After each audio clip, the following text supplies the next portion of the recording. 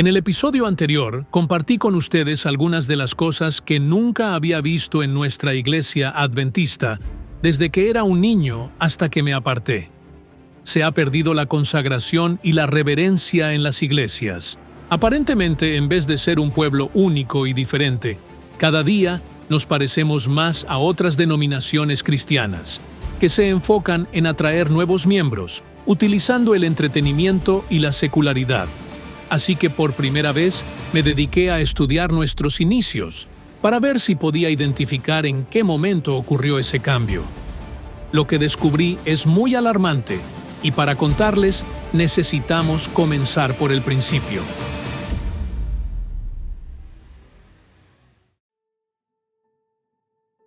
Después de la guerra, y tras su baja del ejército el 18 de junio de 1815, Miller regresó a Poultney. Poco después, se mudó con su familia a Lowhampton, donde compró una granja. Durante este periodo, Miller estuvo profundamente preocupado por la cuestión de la muerte y la vida después de la muerte. Poco después de su regreso a Lowhampton, Miller dio pasos tentativos para recuperar su fe bautista. Su participación se transformó en compromiso un domingo, cuando estaba leyendo un sermón sobre los deberes de los padres, y se sintió abrumado por la emoción. Miller relata la experiencia. De repente, la imagen de un Salvador se impresionó vívidamente en mi mente. Parecía que podría existir un ser tan bueno y compasivo como para expiar nuestras transgresiones, y así salvarnos de sufrir la pena del pecado. Sentí de inmediato cuán hermoso debía ser tal ser, e imaginé que podía arrojarme en sus brazos y confiar en su misericordia. Tras su conversión, sus amigos deístas pronto lo desafiaron a justificar su nueva fe. Lo hizo examinando la Biblia con atención y le declaró a un amigo: si me diera tiempo, armonizaría todas estas aparentes contradicciones a mi entera satisfacción, o seguiría siendo deísta. Miller comenzó con Génesis 1:1, estudiando cada versículo, y no continuó hasta que sintió que el significado estaba claro.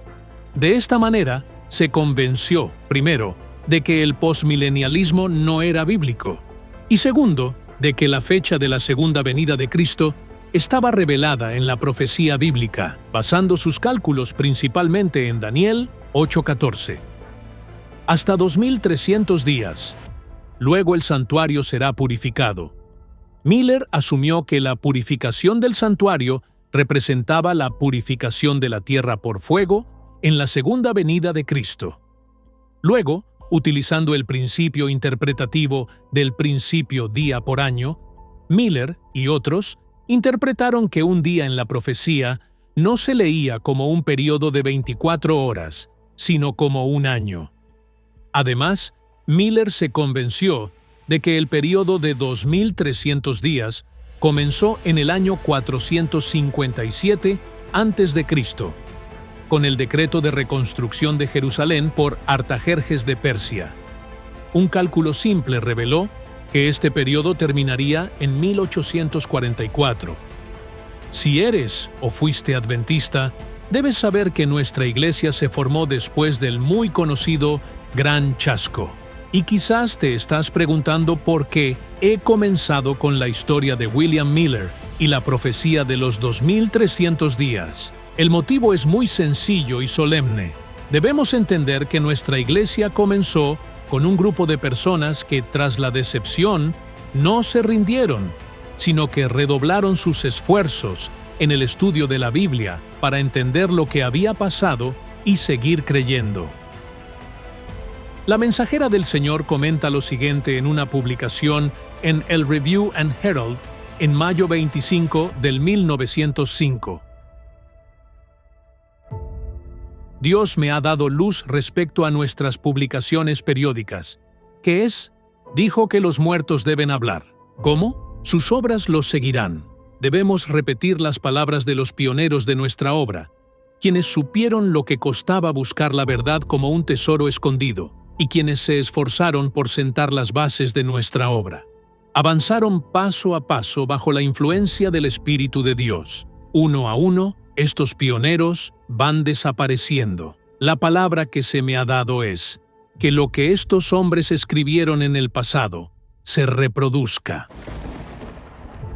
Ahora, ya que tenemos una base, podemos entrar en materia. Para comenzar, vamos a ver cuál es la diferencia entre creencias y principios. La diferencia entre creencias y principios radica principalmente en su naturaleza, función y fundamento. Aquí tienes una comparación clara.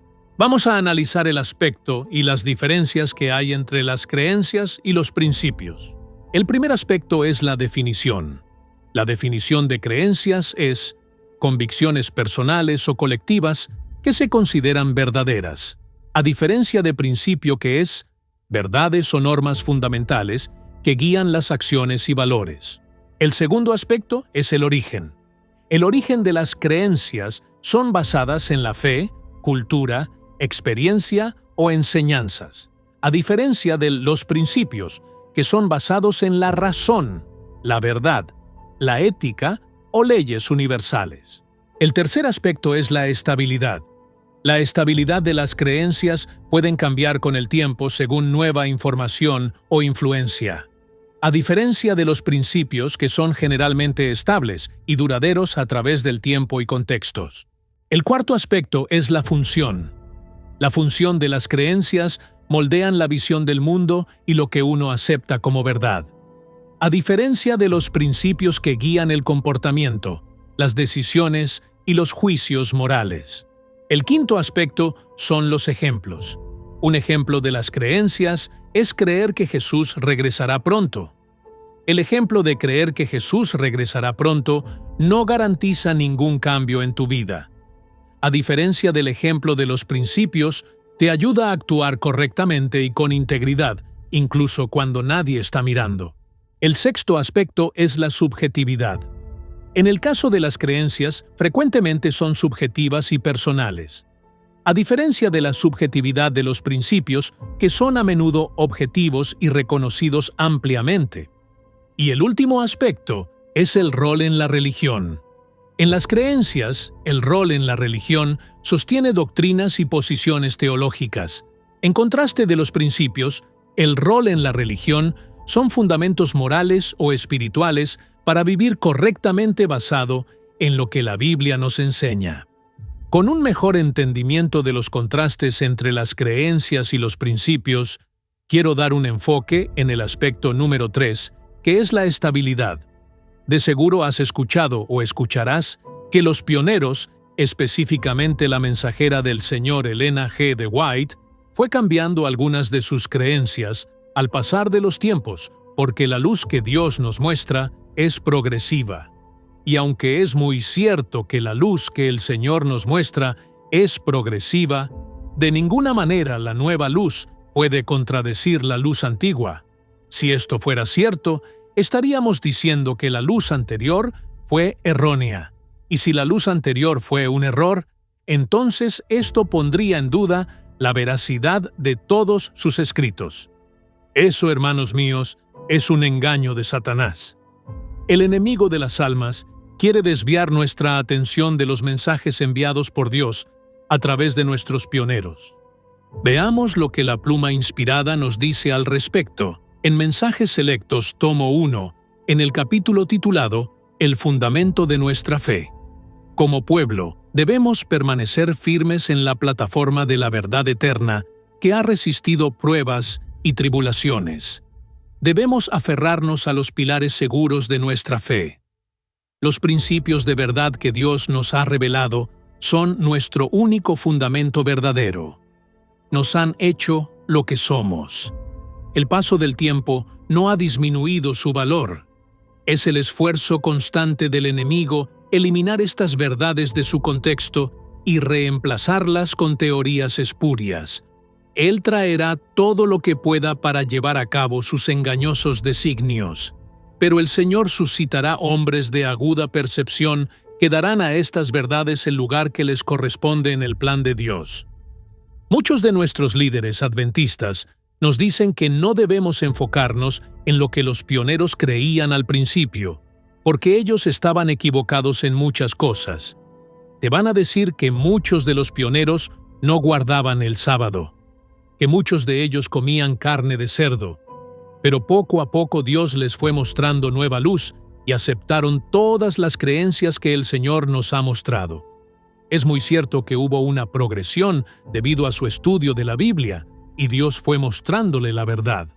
Pero lo que vamos a investigar son los principios de fe publicados y sostenidos por ellos, en contraste a las creencias publicadas y sostenidas por la Iglesia en nuestros días, para analizar cuál de las dos se pueden sostener y respaldar con la palabra de Dios.